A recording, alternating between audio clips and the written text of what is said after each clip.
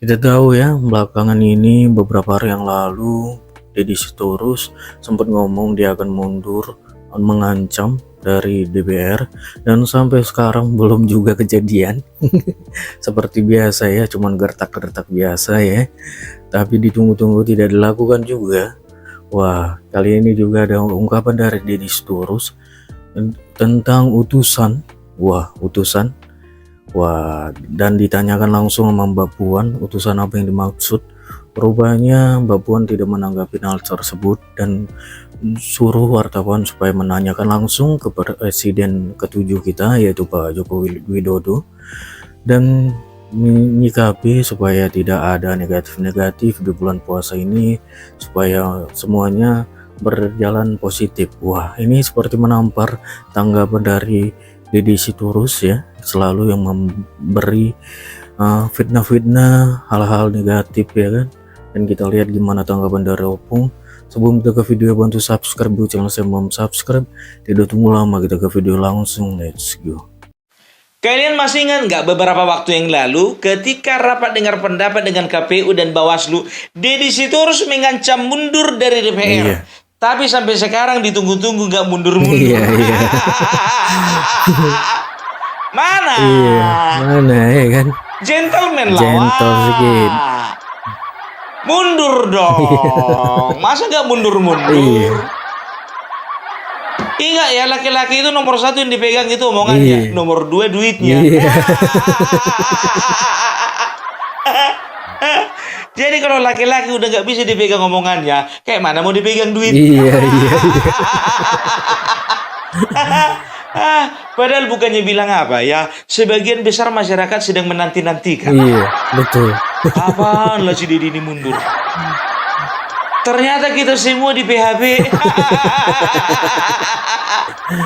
Dikasih kita harapan palsu. Iya. Padahal kita sedang menanti-nantikan waktu yang paling indah itu. Iya, waktu yang indah ya. Ternyata sampai sekarang dia tidak bersuara. Aduh, aku jujur aja aku bilang ketika dia katakan mau mundur, aku udah tahu itu gertak sambal. Iya. Sambalnya pun sambal saset. Iya, iya. Tahu kalian sambal saset nggak terasa pedasnya. Iya, iya, iya, iya. Kalau sambal digiling baru terasa pedasnya. Ini sambal saset. Coba bayangkan kalian dulu sampai sekarang nggak mundur-mundur, masih nongkrong dia di Iya, sana. iya, iya. Aku pun juga nggak akan mungkin ini mundur orang baru dilantik. Iya. Mau dia baru dilantik mundur? Nggak sayang itu. Iya, iya. Gaji yang ratusan juta itu. Kan dia kan kemarin pernah bilang kan kalau nggak salah di LC, kalau mau jadi anggota dewan untuk DPRD kabupaten harus habis 4 miliar. Kalau untuk provinsi habis 10 miliar. Nah, kalau untuk DPR RI harus habis 40 miliar. Satu hal sebetulnya dia kepengen mundur itu, cuman dipikirnya belum balik modal. Kayak mana ini? Ya kan? Mungkin dia udah mau mundur itu kan, diskusi lah sama istri. Iya kan? Kayak mana itu Pak, mundur lah kau. Kau hitung dulu, kau lihat dulu catatanmu udah berapa habis. Ditengok catatannya kan, dicocokkan sama yang dibilangnya di LC itu. Iya, hampir 40 miliar. Datanglah istrinya mungkin. Kau kalau misalnya mundur kau mau jadi apa? Baru dilantik mundur. Kecuali kalau misalnya ampas setengah tahun dia menjabat, sisa setengah tahun menjabat, ya kan mundur dia, masuk akal. Alah, makin lama makin ngelantur kawan ini, jujur aja gue bilang. Sama kau kayak kawanmu si apa namanya itu, si Adian Nabi Tupulu, sama-sama ngawur kalian. Masa dibilangnya Megawati adalah orang yang paling berjasa? Kalau bukan gara-gara Megawati, SBY, Joko Widodo, Prabowo nggak akan mungkin jadi presiden. Udah sama-sama ngawur orang ini, jujur aja gue bilang. Yang sama-sama terantuknya kepala kalian. Yang satu di tembok, yang satu di aspal, enggak. Aduh. Apalagi yang kemarin dia menyatakan apa? Bahwa saya kemarin bulan bulan Desember tahun 2024 ada seorang utusan yang berwenang yang mengatakan bahwasannya Hasto harus mundur dari Sekjen dan Joko Widodo jangan dipecat. Apa urusannya? Begitu ditanya wartawan ditantang sama Bapak Joko Widodo, siapa orangnya? Maksud tujuannya apa? Saya udah sabar loh ya. Saya dihina, saya diam. Saya difitnah, saya diam. Saya dituding ini itu diam. Tapi orang ada batas kesabarannya. Kalau sekali ini kena lagu diri. Tapi ada poin yang menarik dari ucapannya si Didi. Dia mengatakan apa? Bahwasanya ada 9 orang kader PDIP yang sedang diburu KPK. Kalau untuk bagian itu aku percaya. Mungkin kalian bisa nggak percaya, terserah, itu hak kalian. Kalau aku percaya, karena apa? Karena maraknya ya kader-kader mereka yang diangkut satu-satu. Kan lagi ngetren itu. Kader PDIP baik pun tingkat pusat maupun di daerah itu diangkat satu-satu. Kasusnya seragam, korupsi. Ya. Jadi mereka sudah melihat dan sudah mendapat laporan dari dalam dan dari luar bahwasanya ya ada 9 orang ya yang sedang dibidik KPK, kan begitu. Kalau catatan mereka sebetulnya 11. Si ini. Catatan kita 11 loh. Ya kan? Datang informan dari luar, ya kan? Disamakanlah catatan. Tapi kalau KPK 9 loh. Yang ini namanya, lihat dulu nomor 1. Oh, namanya ini huruf pertama ini. Sama. Checklist. Masuk daftar. Yang kedua, ya kan, dicocokkan ini, ya kan? Sama kayak soal waktu bahasa Indonesia menjodohkan. Catatan nomor 2 ini, ya kan, ditengok catatan KPK. Nomor 2 bukan, nomor 3 bukan, nomor 4 bukan, nomor 5 orang ini, nomor 5 di catatan mereka. Dibikinlah penggaris, ambil dulu penggaris lah, sat. Nomor 2 mereka ya di catatan KPK nomor 5. Nomor 3 lagi, sap, nomor 3, ya kan? Awalannya A, ya kan? Inisialnya AC, ya kan? Ditengok di catatan KPK. Nomor 1 A, B, nomor 2 D, E, nomor 3 G, H, 4 bukan, 5 udah tadi, 6, 7, 8, 9, 10. Cocok kali 10. Dicocok-cocokkan orang itu loh, biar tahu kalian. Ternyata klop. Yang 2 aman, gak tercium.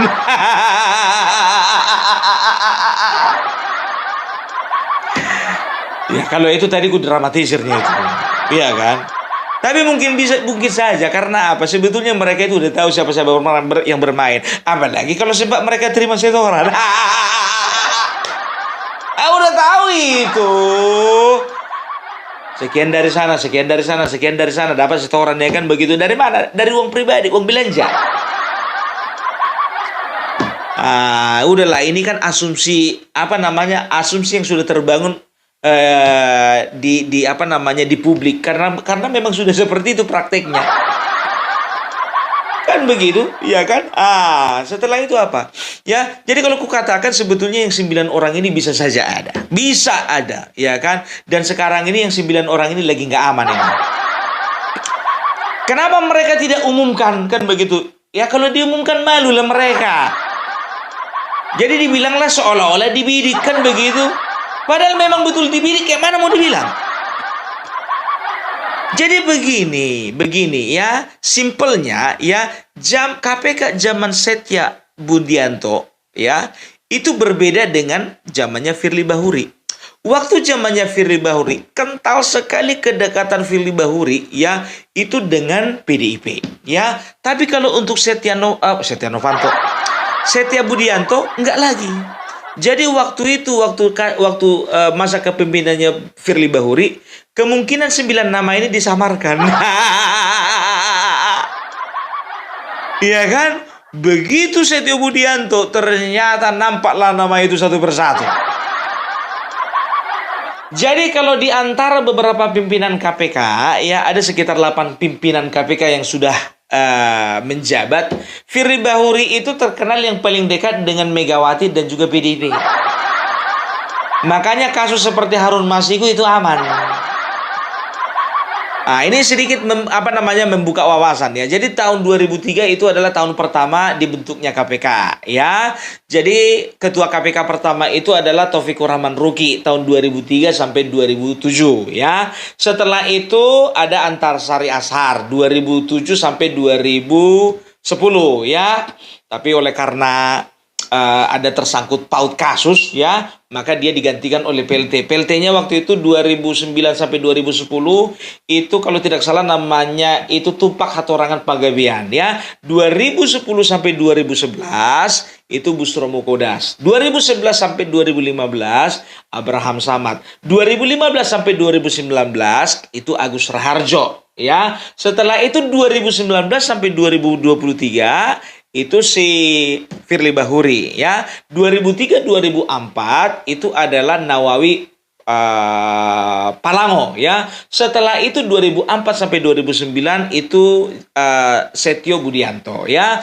Jadi bisa dikatakan ada sekitar 8 ya ketua KPK. Firly Bahuri inilah yang paling dekat dengan PDIP. Ya wajar, karena apa? Ya, yang mengangkat itu adalah presiden, dan ketika itu presiden kita tidak tahu apakah presiden ini dapat bisik-bisik dari Megawati.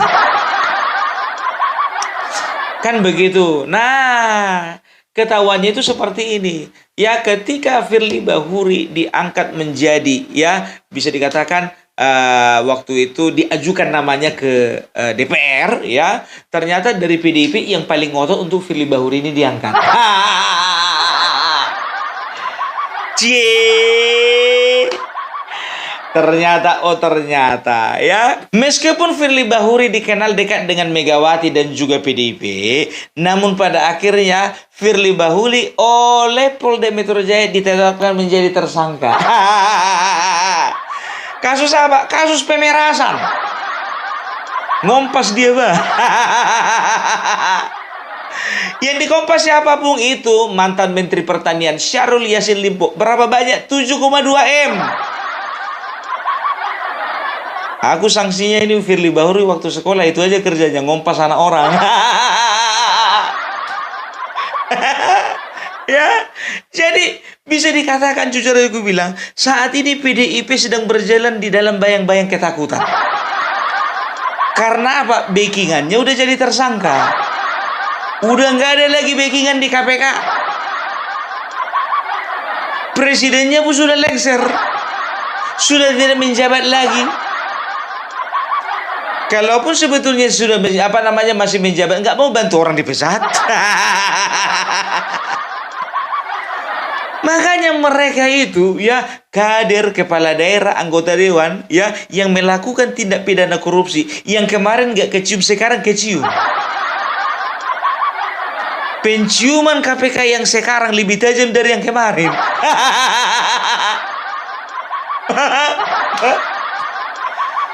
Ya, sekarang begini ya, mereka sekarang itu kan sedang menarasikan, memframing bahwasanya Hasto itu ditetapkan jadi tersangka oleh karena politisasi, kan begitu ya, dan juga oleh karena kriminalisasi ya. Kita akan dengarkan beberapa beberapa pendapat dari orang-orang KPK yang memang betul-betul ada di dalamnya. Jadi kita akan bahas satu persatu. Ya, seperti yang sudah sering saya jelaskan ke publik ya, Pak. Jadi saya jelaskan kembali di sini bahwa kasus ini murni penegakan hukum. Saya yakin itu. Ya, kalau misalnya ada tuduhan ini ada pesanan, kemudian ini politis dan sebagainya, ada yang diuntungkan, ya memang ya pasti dalam suatu hal ya peristiwa memang ada yang diuntungkan gitu ya. Tapi kan apakah ada korelasi langsung? Ya kan belum bisa dibuktikan. Yang diuntungkan siapa dalam kasus ini? Ya kalau mereka selalu mengatakan Pak Jokowi kan mereka dulunya Pak Jokowi gitu kan, dibilang ini KPK edisi Jokowi. Jadi dulu Pak KPK edisi apa? Gaban, Saliban, atau Megaloman. Oh, ini dianggap dituduhnya KPK edisi Jokowi. Edisi Jokowi. Jadi ini atas kepentingan Jokowi. Iya, bahkan ada video Hasto yang kemarin viral ya. Apa tuh isinya? Loh, bukannya udah kemarin dijelasin di Bang. Isinya. Iya. Kan kalau lu kasih komen berarti harus jelas. Iya, ya intinya kan istilahnya menuduh Pak Jokowi itu adalah dalang di balik revisi undang-undang KPK. Padahal kita tahu ya terlibat juga semua, gitu semua. kan, nggak usah ditahan lah. Iya, iya. Oke, Artinya bukan hanya Pak Jokowi. iya, ya kan. Iya. Nah, kembali lagi kepada permasalahan Hasto ini kan, ya saya pikir kemarin kan juga diserang kenapa penyidik buru-buru gitu kan melimpah. Ya saya pikir nggak ada yang namanya buru-buru ya. Kalau buru-buru kan malah merugikan penyidik. Ya buru-buru Ya. malah merugikan jaksa penuntut umum yang akan bersidang. Ya buru-buru malah menguntungkan Hasto. Wah ini berkasnya belum lengkap, ini berkasnya banyak bolongnya. Iya. Ya kan kenapa sih? Ini kan tadi ketika tuduhan-tuduhan ke penyidik ya. Emang oke lah, penyidik begini-gini. Tetapi ingat penyidik kan juga ada yang mensupervisi, itu jaksa. Kan penyidik nggak bertarung di pengadilan.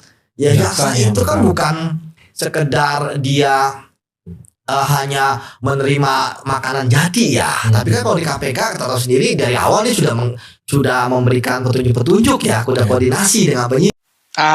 Jadi mereka katakan apa? Bahwasannya ini bukan orang main-main loh. Ini yang satu Yudi Purnomo Harahap, ya, itu mantan penyidik KPK. Setelah itu Novel Baswedan juga mantan penyidik KPK, dan Bambang Wijayanto itu mantan wakil ketua KPK periode 2011-2015, ya. Jadi mereka menyimpulkan bahwasannya ini adalah proses penegakan hukum murni, kan begitu, ya. Nah, jadi kalau bisa dikatakan mereka selalu menuding bahwasanya Joko Widodo adalah satu-satunya pihak yang melemahkan KPK. Ternyata orang KPK sendiri mengatakan bahwasanya bukan Joko Widodo, tapi DPR. Yang paling ngotot itu PDIP. PDIP.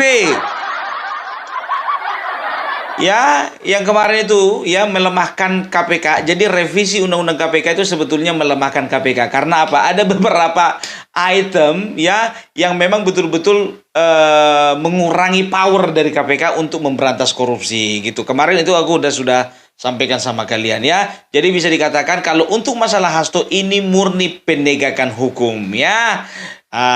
Itu menurut pandangan Mas Yudi. Kita lihat satu lagi. Jika saja peradilan itu bisa membuka Ya. secara jelas, terang semua peristiwa yang ada, jangan-jangan akan ada kasus baru lagi yang Ya. muncul di situ. Dan saya Novel yakin, ngomong gitu loh. saya yakin itu mestinya momentum ini digunakan ya. Karena seperti apapun setiap kejahatan harus diungkap dengan setuntas-tuntasnya. Kalau ada dugaan, dan ini pernah dibicarakan oleh beberapa media juga, terkait dengan upaya untuk menutup kasus besar tertentu, dan menutupnya itu dimungkinkan atau diduga keras itu ada suap. Karena kasus besar, suapnya pastinya besar gitu. Dan oleh orang-orang yang berpengaruh. Orang-orang punya pengaruh.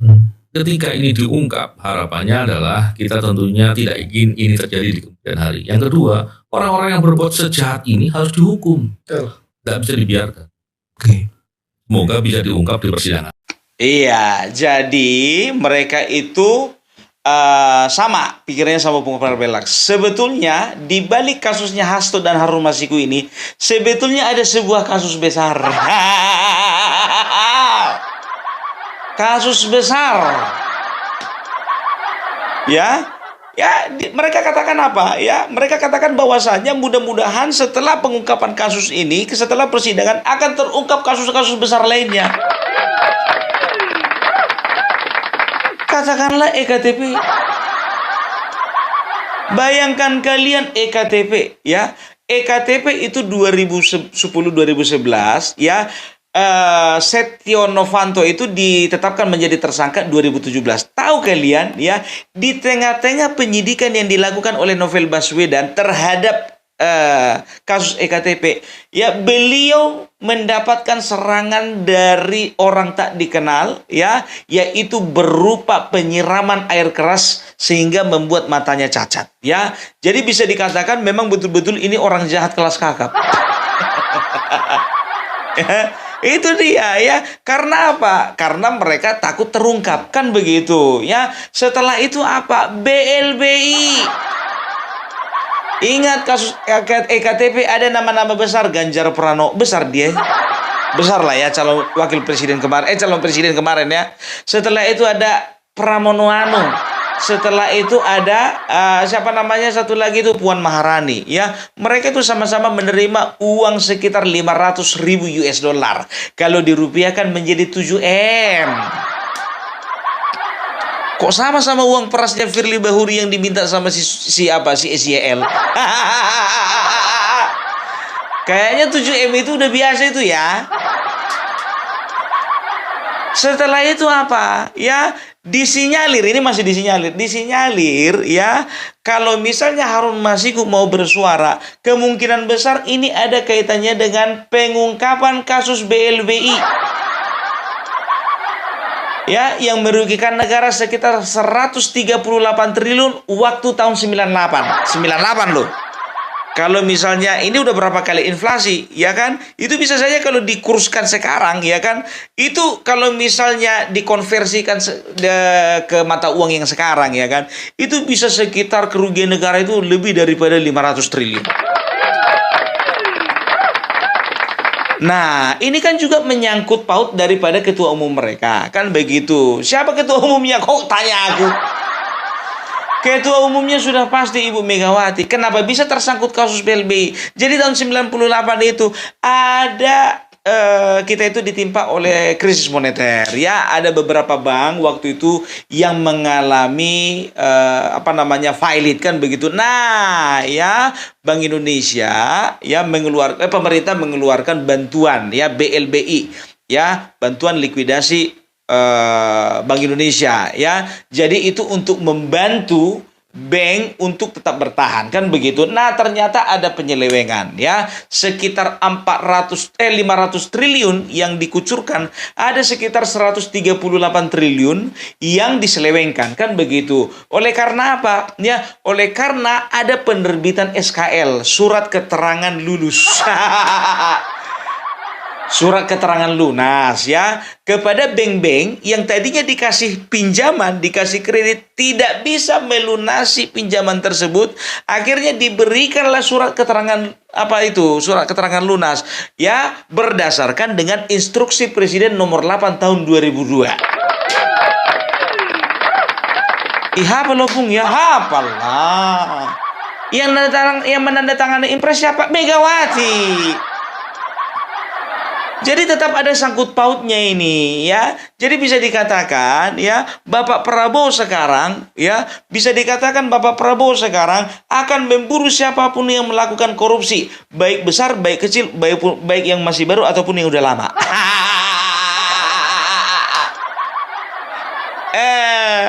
Ya, pokoknya kita akan melihat ya bagaimana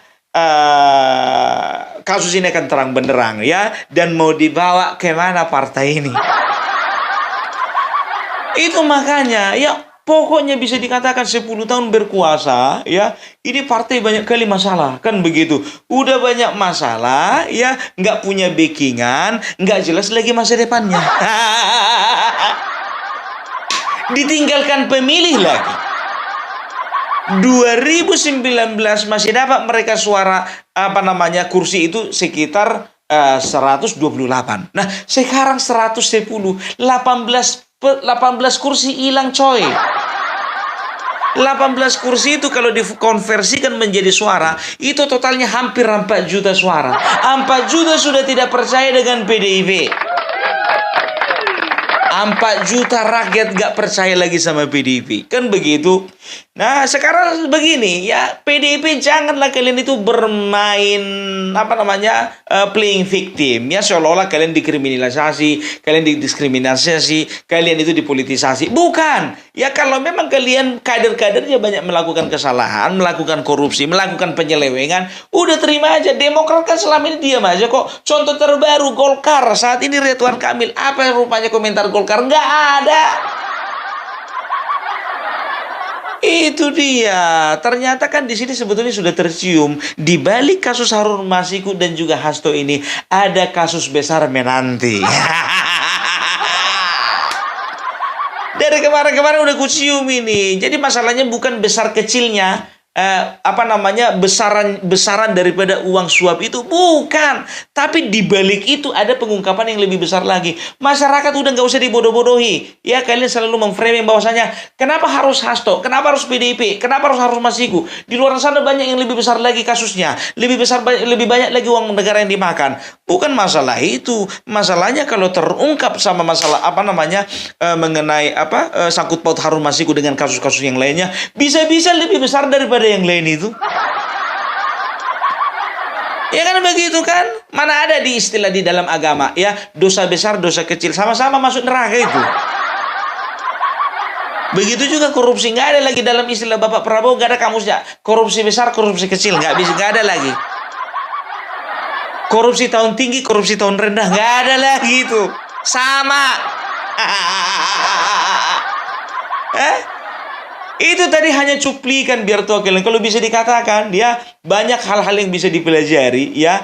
Pada intinya mereka mengatakan bahwasanya ya pada zaman Firly Bahuri 2020 ya ada usaha dari Firly Bahuri untuk tidak menaikkan kasusnya Harun Masiku. Karena apa? Orang dekat sama Megawati, orang dekat PDIP. Ya kan begitu, tapi yang disalahkan Jokowi. Tolong koreksi diri sendiri. Jadi bisa dikatakan orang ini sedang dalam bayang-bayang ketakutan ini sekarang. Ketakutan. Ya, jadi itulah dulu dari Opung Parbelak. Ya, mudah-mudahan ya kalian jangan pernah mau disesatkan dengan opini-opini yang betul-betul ingin merusak ya kepercayaan masyarakat terhadap pemerintah. Dukung terus pemerintahan Bapak Prabowo Gibran. Dukung terus Opung Parbelak menuju Solo bulan 5 tahun 2025.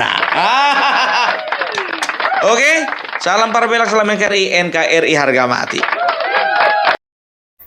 Oke, itu dia video gimana menurut kalian, dan sampai bertemu di video saya selanjutnya.